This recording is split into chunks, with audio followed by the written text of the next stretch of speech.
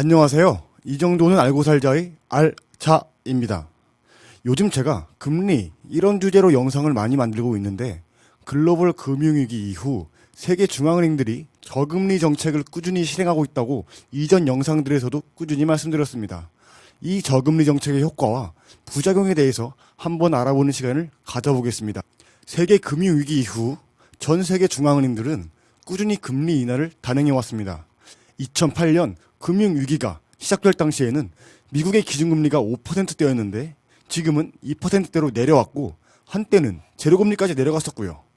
유로존의 기준금리는 제로금리고 예금금리는 이미 마이너스에 진입했습니다. 일본은 몇 년째 마이너스 기준금리이기도 하고요. 하지만 또 세계 경제가 잘 안 좋아지고 계속 가라앉는 분위기다 보니까 이런 주요국들은 여기서 또 한 번 통화 완화 카드를 검토하고 있는 상황입니다. 한국은행도 오늘 금통위에서 금리 결정을 앞두고 있는데 시장에는 인하 가능성을 걸어놓고 있는 것 같기도 하고요. 다만 또 일각에서는 중앙은행들의 이런 저금리 정책이 기대대로 경기 회복에 힘이 되어오기만 했는지 지금의 금리 수준도 한참 낮아져 있는데 앞으로 좀 더 금리를 내리거나 정책적으로 앞으로 더 운용할 여지가 있는지에 대해서는 일각에서 의구심을 제기하고 있습니다. 더불어서 금리를 내렸을 때 나타날 수 있는 여러 가지 부정적인 영향들을 면밀하게 검토해야 한다는 지적도 함께 나오는데요. 오늘은 중앙은행들의 저금리 정책으로 기대할 수 있는 경제적 효과가 어떤 것들이 있는지 정리해보고 또 혹시 부작용은 없는 건지도 함께 고민해보도록 하겠습니다. 경제가 어려우면 일반적으로 금리를 낮추죠. 그래서 전 세계 주요국들은 제로금리 수준으로 금리를 다 내려놨는데 그래도 경기가 안 좋으면 더 내릴 수도 있나요? 좀 그런 의문이 듭니다. 그리고 금리를 계속 낮췄는데도 경기가 안 좋다면 지금 저금리 정책의 약발이 먹히고 있는 건가? 아니면 다른 부작용은 없는 건가? 이런저런 생각이 들겠죠. 금리를 낮추면 돈을 구하기 쉬우니 그러니 쓰기도 쉽겠죠. 그렇게 쉽게 구할 수 있는 돈으로 투자를 하고 소비도 하세요 라고 권하는 그런 효과 때문에 경기가 좋아진다. 이런 걸까요? 여기에 이제 추가적으로 몇 가지 더 있는데 간단하게 요약드리자면 첫 번째는 깃발을 드는 겁니다. 바로 주변에 있는 사람들한테 녹색 깃발을 드는 거죠. 우리가 경제가 좋아지도록 열심히 노력하겠습니다. 저희를 믿고 한번 투자해보세요. 또는 소비를 해보세요. 이렇게 정부와 중앙은행이 신호를 주는 역할을 하는데 이게 사실 가장 큰 이유입니다. 그래서 금리 인하나 인상 그 자체가 아니라 그 이후에도 우리는 어떻게 하겠다라는 중앙은행의 태도, 미국 연준 같은 경우는 포워드 가이던스라는 걸 하고 있죠. 이것이 뭐냐면 좋아질 때까지 저희들은 안 하겠습니다. 라면서 점도표 발표하는 것처럼 시장에 뚜렷한 신호를 주는 겁니다. 우리 지금 경기가 어떻게 판단하고 있고 돈을 언제까지 풀겠습니다. 이런 걸 약속해 주는 거죠.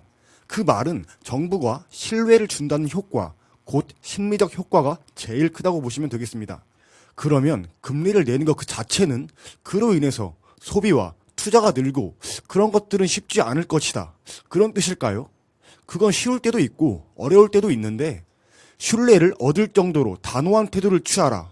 이것이 중앙은행의 교본 1장 1절이라고들 하네요. 그 다음으로 큰 건 뭐냐면 정부에게도 조금 이야기를 하는 거죠. 재정 적자 걱정하지 말고 돈 푸세요. 왜일까요?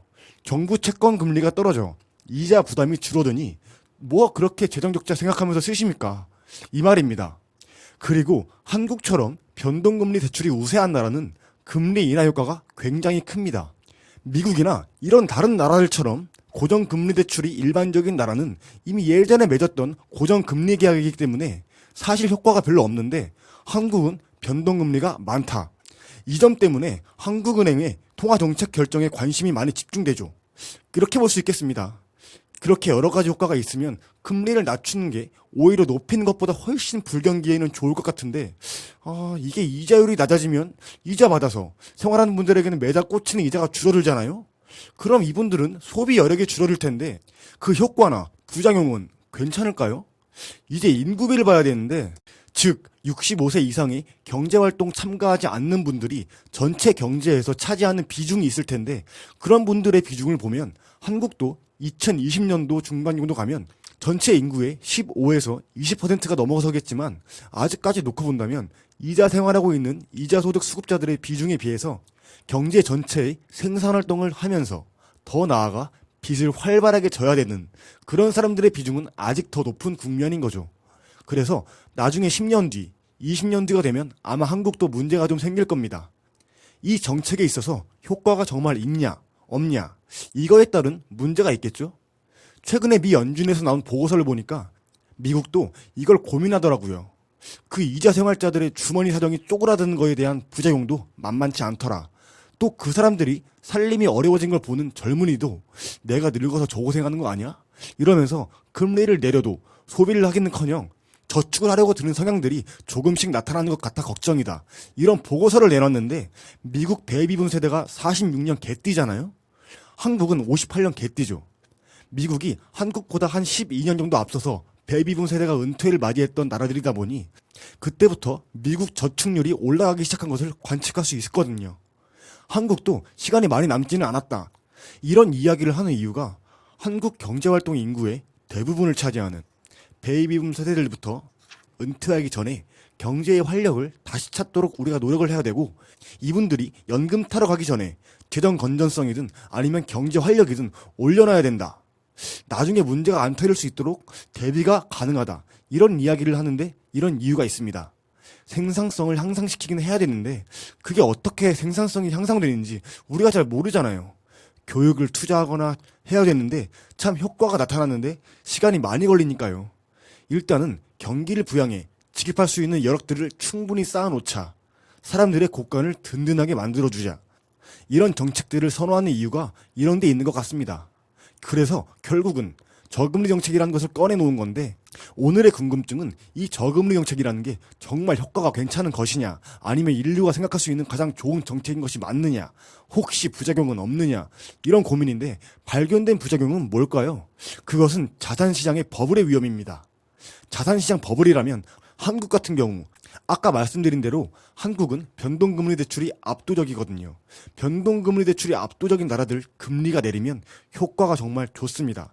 그러나 대신 대출받으러 가는 사람들도 엄청 늘지 않겠습니까? 그러다 보니까 변동금리 대출이 일반적인 나라 입장에서는 자산시장의 거품, 그러니까 한국이랑 가장 비슷한 나라를 찾아보면 영국이 있거든요. 영국도 대부분 변동금리 대출인데 여기서 금리가 싸지게 된다면 부동산 대출 받을 때 그 금리가 금방 싸지니까 금방 효과를 볼 수 있겠죠? 더 나아가서 이전에 내던 이자가 전보다 낮아지다 보니 바로 경기 부양 효과가 생기는 거죠. 그래서 곧 경기 부양 효과도 생기면서 자산시장 버블도 같이 생긴다는 거죠. 가계부채의 문제들이 생길 수 있는 거죠. 그렇기 때문에 한국은행의 통화정책 결정에 있어서 금리 인하만 우리가 주목해서는 안 되고, 한국은 금리 인하 효과가 강한 편에 속하는 나라, 이런 것도 알면서 가계부채 문제가 생길 수도 있으니 이런 문제들을 해결해주는 좋은 방법이 뭐냐면, 정부가 결국은 규제를 강화하는 한편 재정정책을 마음 편하게 쓸 수 있는 여건, 이 여건을 만들어줘야 된다는 거죠. 어떻게? 국채금리가 사상 최저금리에 돼 있으니까 재정정책을 써서 같이 통화정책을 해나가는 것이 좋은 방향으로 갈 수 있는 방향이라고 생각됩니다. 금리만 내리는 통화정책만 쓰다 보면 자산시장에 불이 먼저 붙을 것이고, 자산시장으로는 돈이 안 가고 소비시장만으로 들어가는 그런 효과를 거두기는 어려울까요? 예를 들어 금리를 낮추면 부동산 가격부터 시작해서 자산만 거품이 생기는 거 아니냐는 걱정은 어쩔 수 없는 걸까요? 아니면 피할 수 있는 걸까요? 가장 좋았던 사례를 들자면 90년대 미국이겠죠. 그때 보면 주가는 좀 많이 올랐습니다만 미국 부동산 시장은 굉장히 안정적이었거든요. 왜 그런가 보면 사람들의 생산성이 굉장히 빠르게 향상되면서 미래가 되게 장밋빛처럼 밝다, 이런 생각들이 좀 들고, 투자를 하면 내가 크게 성과를 거둘 수 있을 거라는 생각이 들 때 기업들이 부동산을 사겠습니까? 기계 장비나 사람을 채용하는 데 쓰겠습니까? 그때는 퇴직연금에 가입해가지고 그걸 주식에 투자를 하고 벤처에 투자를 했었죠. 그게 시장의 분위기입니다. 곧 금리를 낮추면 여윳돈이 생기는 건 당연한데 그 여윳돈이 어디로 가느냐, 그건 그때그때 자산시장의 분위기에 따라 다르다. 바로 미래에 대한 낙관론이 더 강한가, 더 나아가서 한국의 미래 성장력이 더 크다고 생각을 한다면 벤처라든가 주식시장이라든가 창업붐이 생기겠죠. 지금 대부분의 주요국들의 금리가 거의 마이너스 수준이거나 제로에 붙어있죠. 미국만 살짝 예외이긴 한데 일본이나 유럽이 더 낮출 수 있을까요? 쉽지 않다, 이렇게 말씀을 드릴 수가 있고, 그게 아까 말씀드린 신호효과를 쓸 수밖에 없는 이유이기도 합니다. 즉 양적 완화, 규모를 더 늘리겠습니다. 혹은 중앙은행이 시장에서 사주는 ETF, 일본 같은 경우는 주식시장에서 아예 주식을 사거든요. 그런 규모를 더 늘리겠습니다라고 선언을 하면 심리를 전환시키는 효과가 어느 정도 있겠죠. 그러나 한국이나 미국처럼 금리가 플러스 레벨에 있는 미국이 2.25%, 한국이 1.75% 같은 경우는 인하의 효과는 분명히 있다고 봐야겠죠. 왜냐하면 이자가 제로 근처에 가면 반응은 하더라. 이렇게 말씀드릴 수 있습니다. 이번 달이나 다음 달에 한국은행이 금리를 한번 내릴 것 같다는 게 시장의 주도적인 예상이죠. 내릴 때마다 가계부채 걱정, 부동산 걱정이죠. 혹시 곁들여서 쓰면 좋은 정책이 있을까요? 아까 말씀드린 것처럼 규제 정책은 어차피 이미 강화되어 있습니다.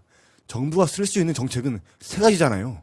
통화정책, 재정정책, 규제정책인데 규제는 지금 부동산 담보대출이나 이런 데 이미 다 강화되어 있으니 통화정책은 이번에 내릴 것 같고, 그러니까 통화정책에서 계속 저금리에 부담을 주지 말고 재정을 같이 쓰다 보면 나을 것으로 보여지고요.